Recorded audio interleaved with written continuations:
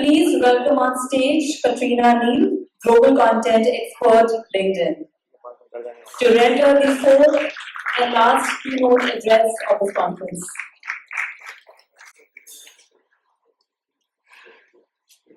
Katrina has come all the way from UK to be a part of us. Thank you so much, Katrina, for that. And over to you. Thank you for welcoming me to such an amazing event. It's been a fantastic 2 days. And I've listened to some of the sessions and they've been really inspiring. And I have the honour of closing this amazing conference. So I hope to spend the next few minutes inspiring you and sharing a story with me that I've had.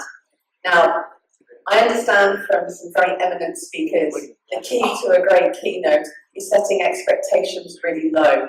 So I'm going to do that right now. I'm not a data scientist. I'm a content marketer, just like you. What I have had is the opportunity to work with data scientists. And today I want to share with you, this community, what I've learned and why I believe that data scientists are critical for our future in terms of planning, creating and measuring our content marketing return on investment. So my personal journey started with my first data scientist I ever met. It's a gentleman called Florian Zettelmann. What a name. Can't really figure out that one. And Florian was the most intriguing character I ever met. I had the opportunity to study under him last year amongst the rest of the content marketing leaders at Cisco. And he entered into this room. And his opening statement was, "I'm taking pity on you." Which I thought was a very bold statement to say for all the leaders at Cisco. So I was intrigued. Okay, you've got my attention now, Florian. He said, "Many of my colleagues wouldn't waste their time talking to marketers."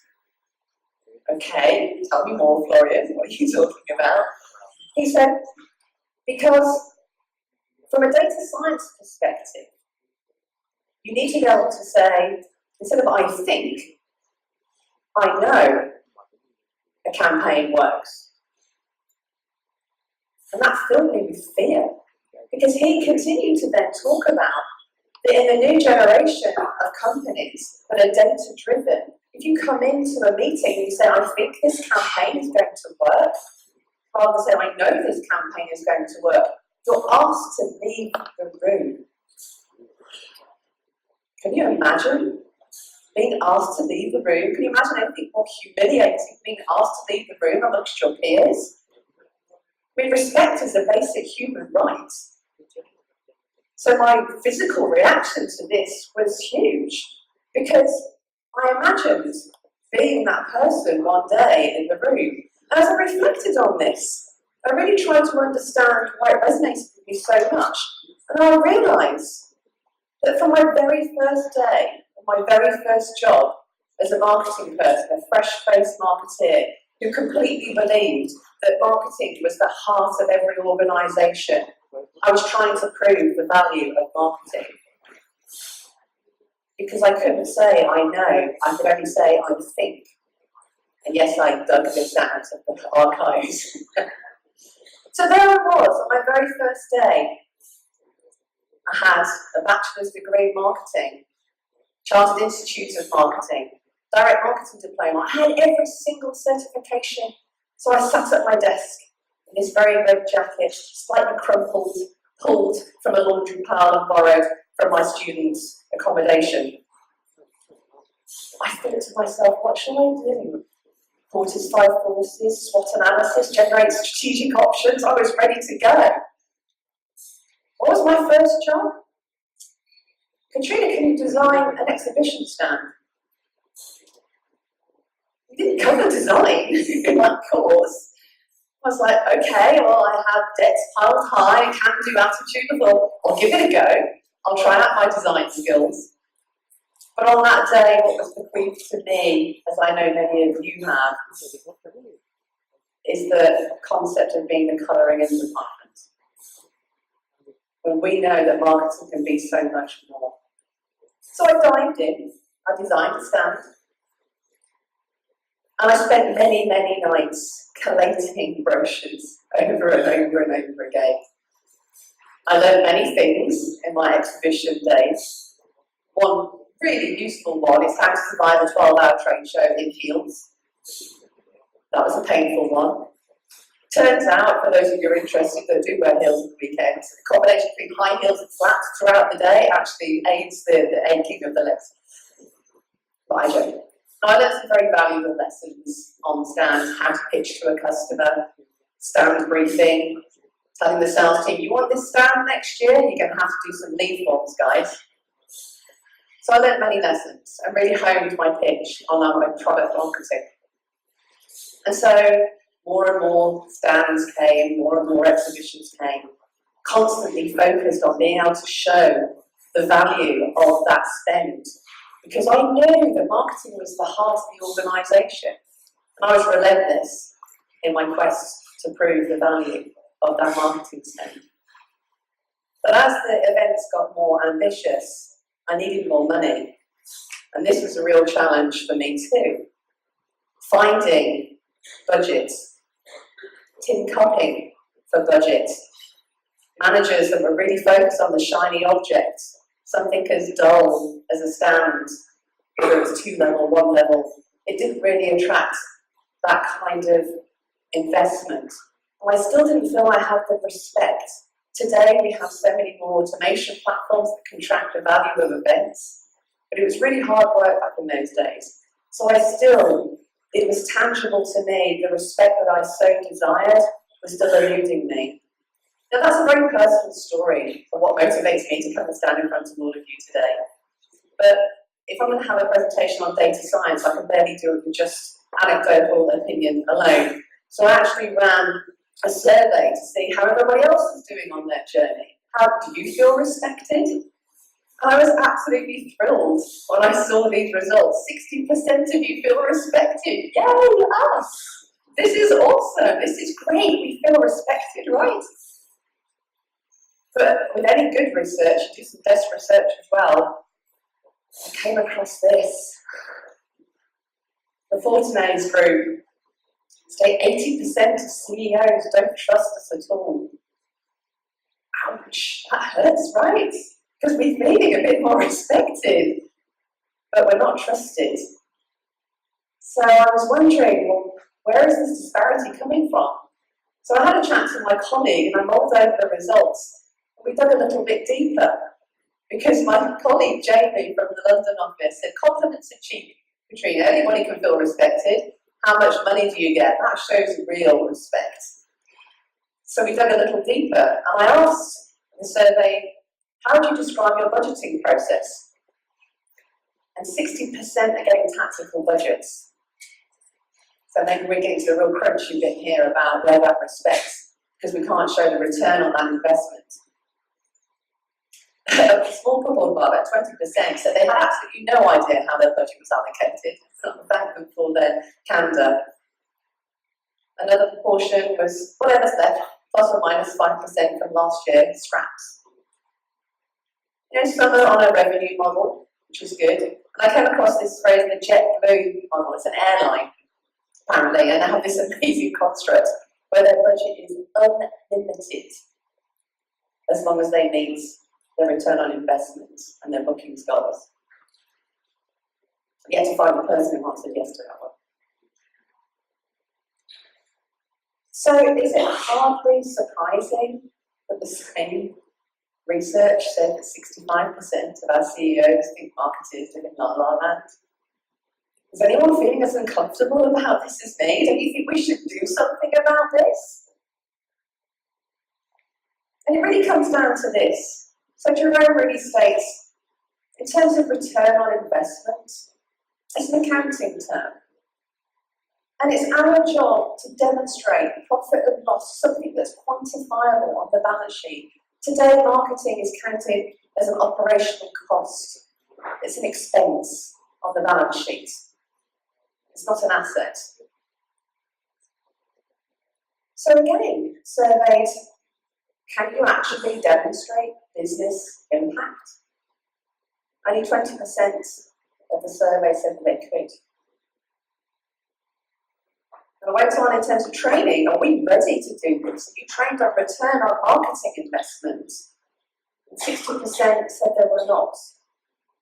So we're getting a bit of a picture here. And ultimately, guys, this is the seat I have sat in. And it's not a very comfortable seat.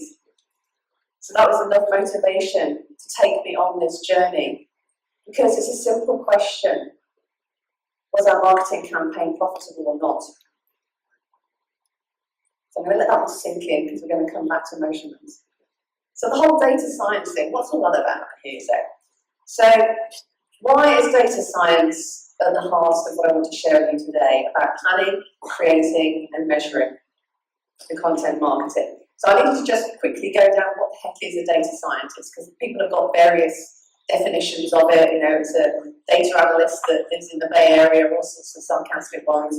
But it's really the intersection of these skills. It's the technology, understanding coding, but it's embedded on really basic maths and statistics. And then you have the business interpretation of that. And then you talk about big data. Big data is like putting a data scientist in a sweet shop.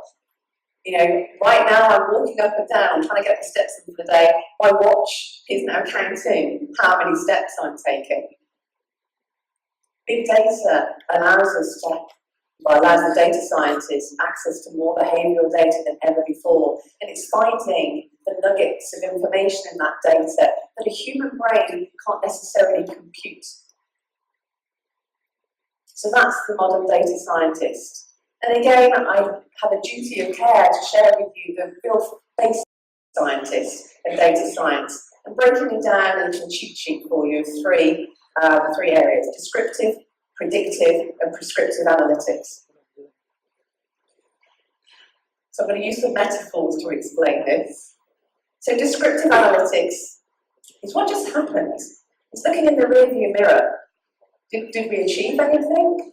And the kind of things you might be using to measure this is Google Analytics, cost per lead, all these kind of measurements here, gradients, conversion rates, response rates.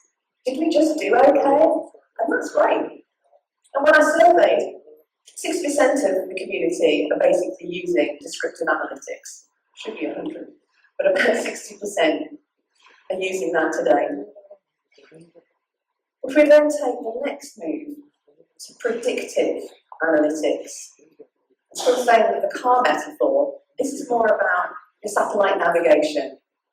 It's going to give you a set of information based on a prediction on real-time data of how likely you are to arrive at that specific destination. And it changes dynamically. And you can then, as a human being, make decisions on whether or not to call your mum you're going to be late home for dinner. And predictive is really useful for marketers or CMOs if you think Shark Tanks, because predictability gives confidence in markets and investors. Being able to predict consistently is something that we all need to do to build that trust, not only with our stakeholders, but with the markets. And Neal, I took this quote because I thought he really nailed it with this quote here. Because that's what we're doing, is transforming marketing from the cost centre on the P&L to a predictable profit centre. And that's when we get a grown-up seat at the table, not the high chair for the child, or the 10 minutes left over at the end of the meeting. Now, prescriptive is where it gets really interesting. And it's going to come here a lot sooner than we think. So prescriptive, epitomised here by the Google self-driving car, it takes that descriptive data, the predictive analytics, but it then prescribes a course of action without that human intervention. This is where it gets really interesting. You know, we're seeing more information about machine learning, artificial intelligence. This is data science on steroids. This is taking those models and getting a machine that doesn't need to sleep, 24/7 processing infinite amounts of data. An example here is IBM Watson. I urge you, it's a 20, I think it's 15 minutes, I think there's an IBM chat there. There's an IBM demonstration of IBM Watson doing marketing. And guys, watch in horror or in astonishment. I watched in astonishment. this demonstration of a marketeer working with Watson as his learned colleague, building a marketing campaign, and Watson, very polite machine, basically talks to the marketeer, and not only is listening and working with the marketeer, but then prescribes creative for the campaign. Watson says, based on these attributes, I prescribe this set of creative. And then it politely says, I will go and test these over the next few weeks and come back to you on which one is the best performing. Can you imagine having Watson on your team? Now some of you say, why would we trust a machine? Isn't that a bit creepy? Why would you trust a machine? Well, I propose to you that there's a movie called Moneyball, which Florian actually used in his talk about trying to help us understand data science. It's American, it's about baseball. I'm neither American nor know anything about baseball, but it basically talks about how you can use data to quite literally level the playing field. But in this particular scene, it shows all these learned team members discussing the suitability of a player to be on the team. And they talk about the person's personal attractiveness. They even talk about his girlfriend being a 6 out of 10 at best, as to whether or not he's suitable to be a player on the team. We say we don't trust machines. Human bias is tremendous. And these were the learning colleagues that were recommending the players on that team. So I propose to you, one of the biggest threats to measuring anything is unreliable data. Whether it comes from a machine or a human being, it's unreliable. And that human bias, I don't think we should underestimate. And I know our colleagues at IBM are even actually acquiring and buying content now to teach Watson. So you can actually monetize your content on a profit and loss sheet if you actually sell your content to Watson. But that's a different presentation. So really bringing it down now. How can data scientists help us plan to demonstrate return on investment? So you can get a data scientist in the box. So this is where you basically take these algorithms that the data scientists build, and you can package it up in a nice little SaaS model with a nice little icon on your desktop, because that's what these do. And I've collated a few vendors that are in the market today that are in this space. I just want to quickly walk through some of the applications that data science and data scientists epitomised in an application can actually help us as content marketers. So the first one is really understanding the who are we going to target to be more effective about that targeting. So exactly how big of an opportunity, what is the total addressable market, being a lot smarter about that value of the addressable market, what's actually reachable. The next kind of use cases for these companies working are very much around segmentation and account selection and demand generation. And that's really using data to append our opinions, I think. I know that these companies are based on fit and intent, which is a key differentiation, and not using just that human gut feel of these are the companies or these are the accounts that I think we should go after. And the last one is probably the most mature out of all of the predictive use cases, lead scoring. When I was at Cisco, we used a balanced methodology to score leads, so budget, authority, need, and time frame. It's a basic rules-based plan, and it worked quite effectively. But again, if you're given thousands of leads, which ones do you follow up on first? Which ones are truly the most valuable? It's a very coarse segmentation to segment those leads.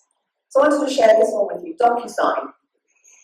Basically, they use predictive lead scoring to increase the return on investment across the funnel. My colleague Virginia talks about the funnel and optimizing every single point of the funnel to make sure that hard-earned lead that you brought in through your content marketing activities is drawn all the way through. And with the same amount of salespeople and the same amount of leads, they got 131% uplift. Because using data, they dynamically change the top 10% using algorithms of which top 10% those salespeople should be contacting first, rather than just going through line by line by line at each one of them. So that's one use case. Now this one is the most controversial, using data for creativity. We always talked about Watson proposing creativity, but I'll look at it from a slightly different angle. In the olden days, we used to call it research. If you want to find content or creative that truly resonates with your customers, you do research, primary research, desk research. Data science can find correlations and things we could never dream of. Some fantastic examples that I've seen recently was Amex and their data scientist team who basically found a correlation between the people that love cruising and also have pets. Another correlation from MasterCard found a correlation in their data sets between people who love cars and canoes. Give that data to your creative team and see what they can do with it. So again, I think working in harmony, data science and finding those statistically valid correlations can really help us get to the heart of our message in our creative. So data science can inform that creative process. Another example now is of Netflix. So there was the House of Cards in the UK. People, the Netflix audience were basically very passionate about Kevin Spacey and also very passionate about David Fincher.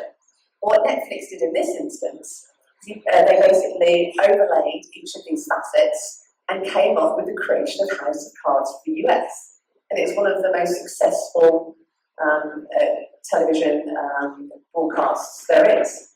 And that was basically got out of insights taken from data. It's just being more scientific. Of course there's human overlay on this, but it's a great example. Every day we experience the results of data scientists. Airbnb, Amazon, LinkedIn. All these software companies use data scientists. Airbnb talk openly about how they use A/B testing before they build their software. I know when people change their software programs and will lament missing features and functionality, it's not done on the whim of an engineer. This is fundamentally, statistically validated. So the designs will evolve, the before, the after, really honed in on what works, what converts. It's always about converting.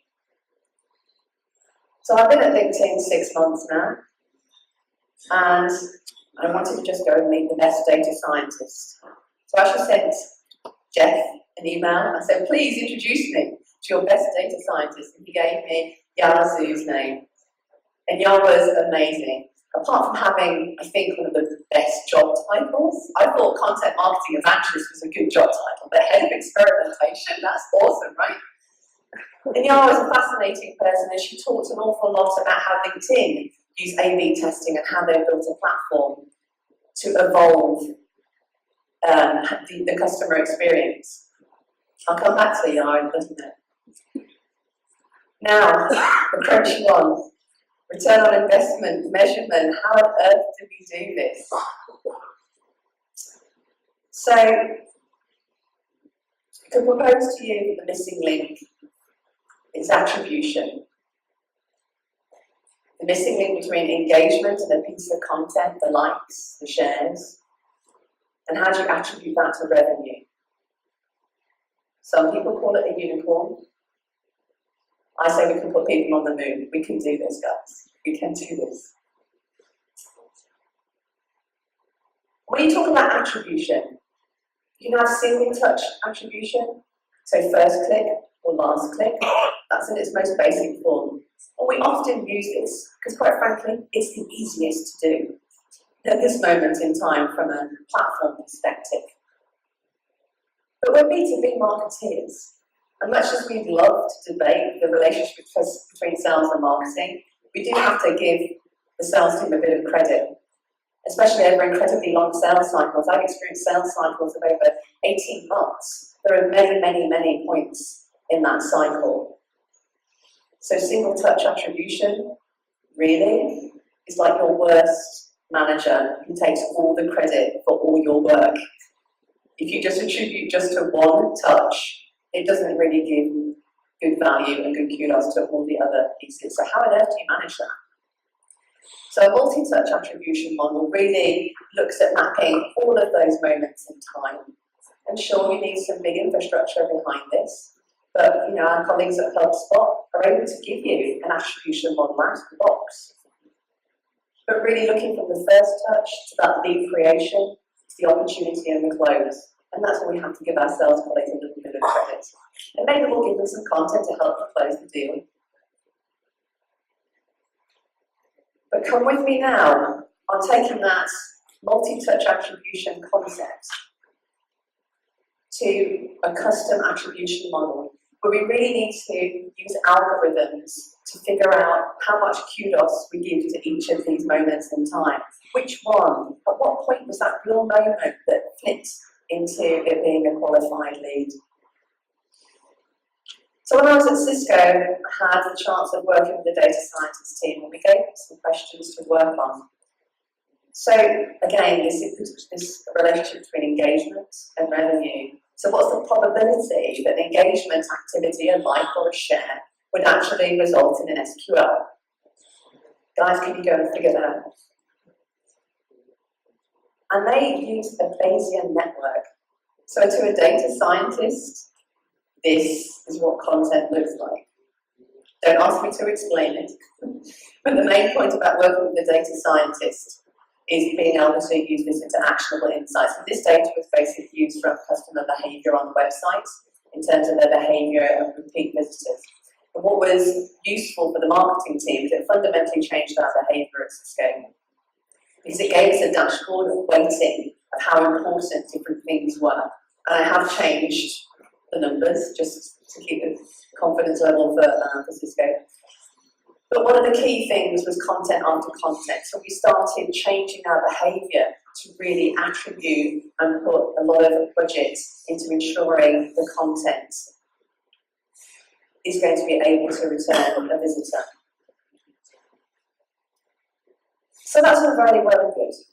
That's big company stuff. I know we have some medium-sized even agencies here. So again, I asked the question of the survey, how many of you have data scientists today? I've been very fortunate to work with 3 data scientists, and not many people do. So it's still emerging.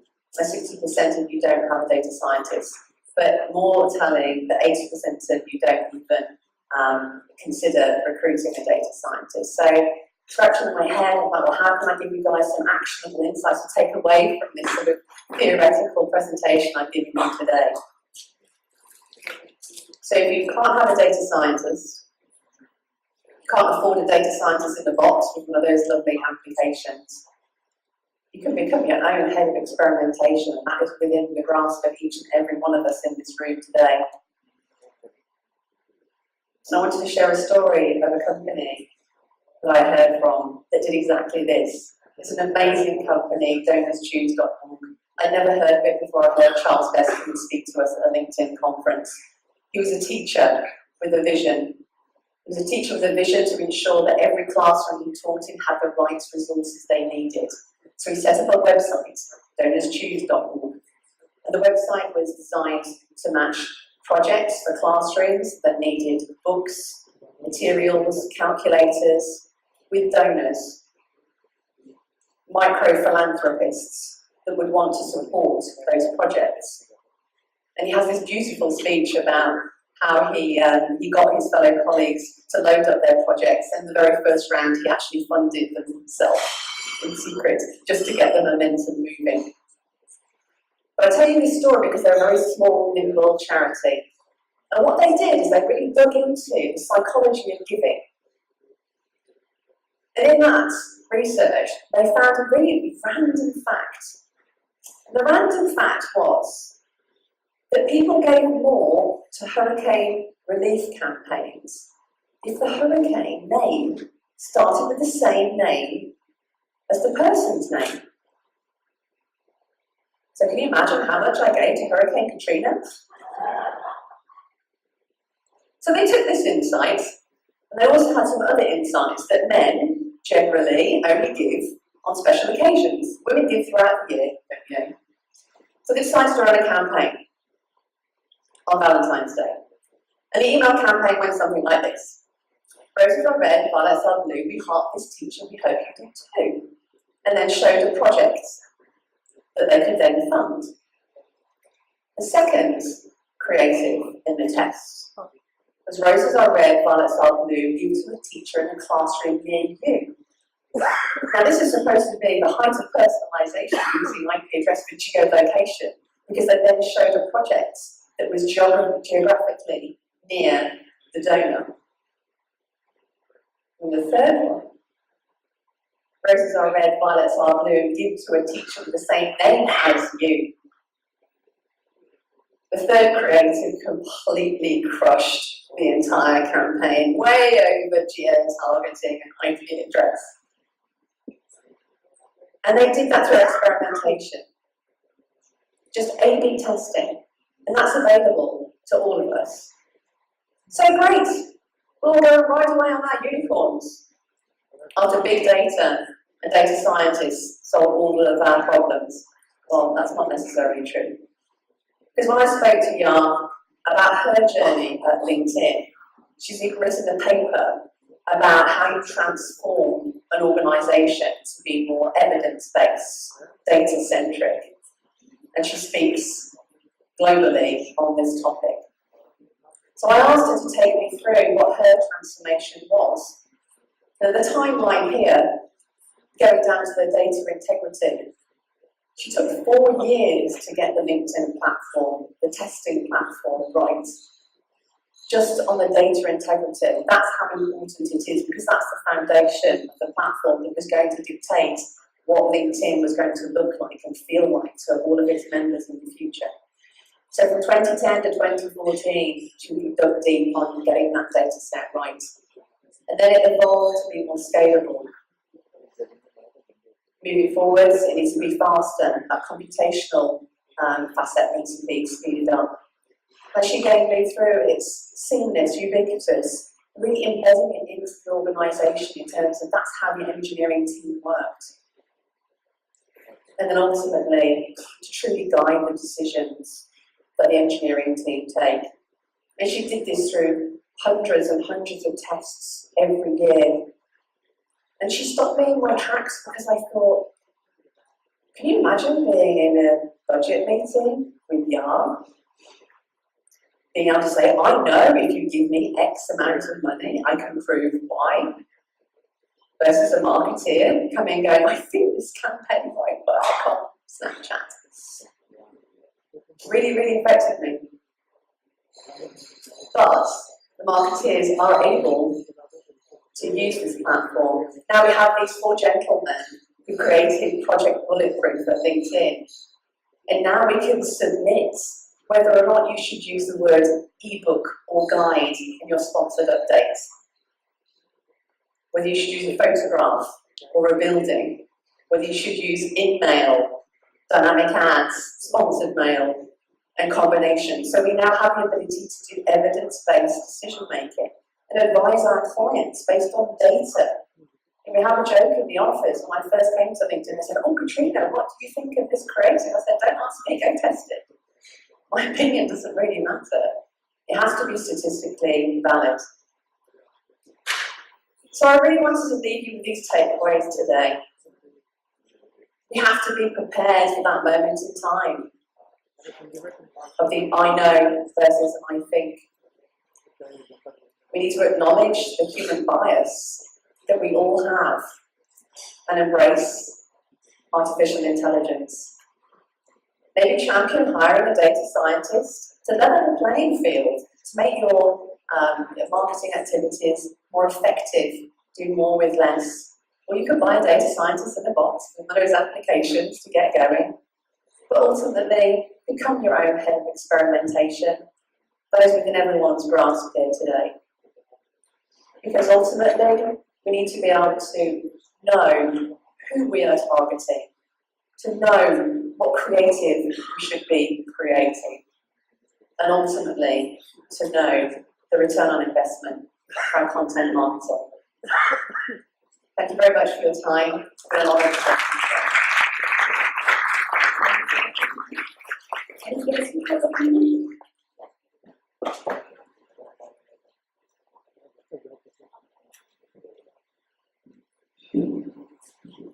Hi, I'm Fateh from Puro Healthcare.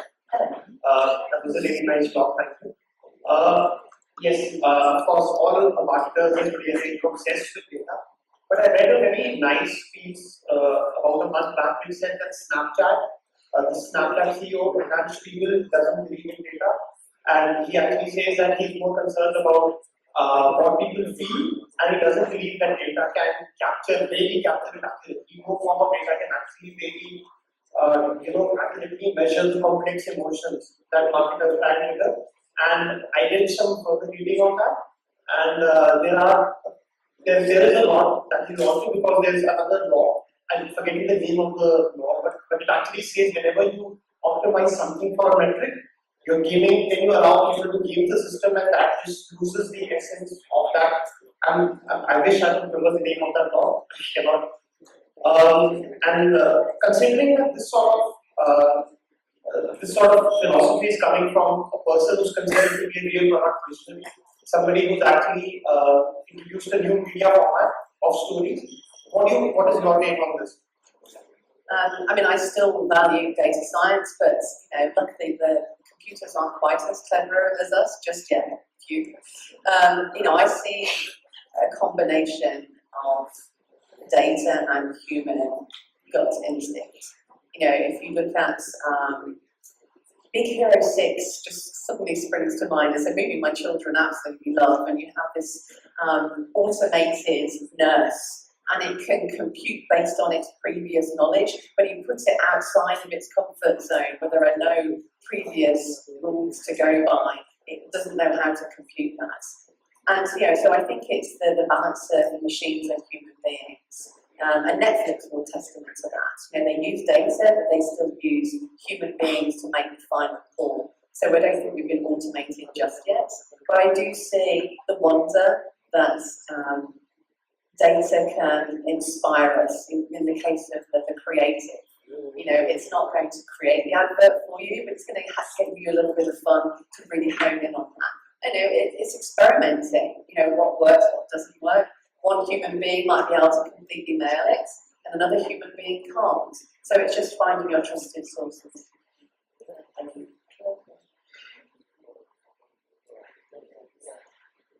Last month, which said that Coke is planning to remove CMO and replace CMO with a chief growth officer because they feel that marketing is not leading to the growth.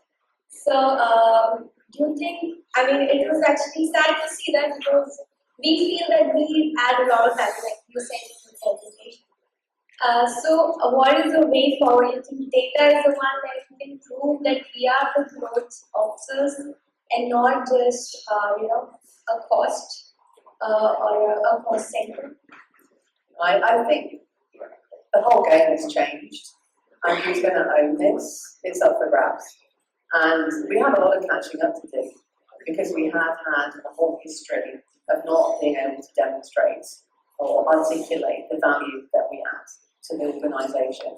But I think it's up for grabs. I think today's CMO has to have a number of acumen. They have to understand technology, the platforms, the data, and how to use it, and be financially aware.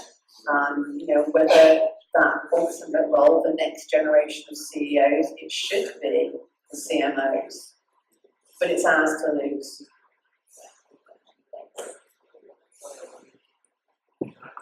All right, thank you so much, Katrina.